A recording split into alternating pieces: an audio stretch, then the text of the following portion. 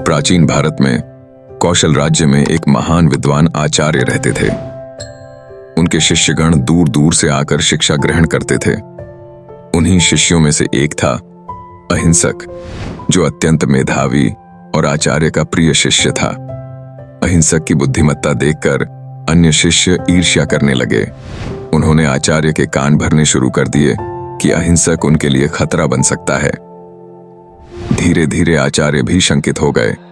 उन्होंने अहिंसक से कहा, यदि तुम मेरी सच्ची परीक्षा देना चाहते हो तो जाकर 1000 लोगों की उंगलियां काट कर लाओ, तभी तुम्हें मेरी शिक्षा पूर्ण मानूंगा।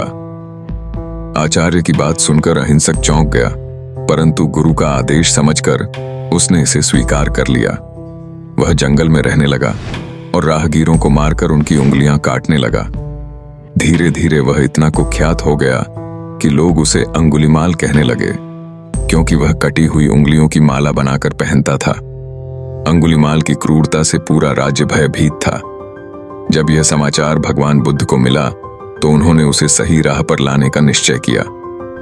एक दिन बुद्ध उस जंगल में पहुंचे जहां अगमअर्थन अंगुलीमाल रहता था।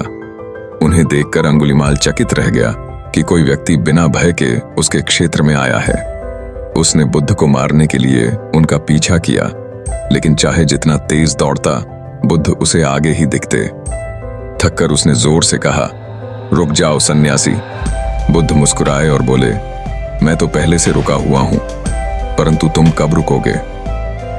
अंगुलीमाल ने आश्चर्य से पूछा, इसका क्या अर्थ है?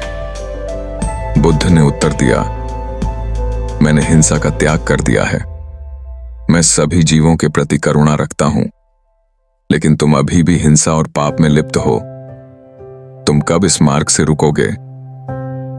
बुद्ध के शब्दों ने अंगुलीमाल के हृदय में हलचल मचा दी।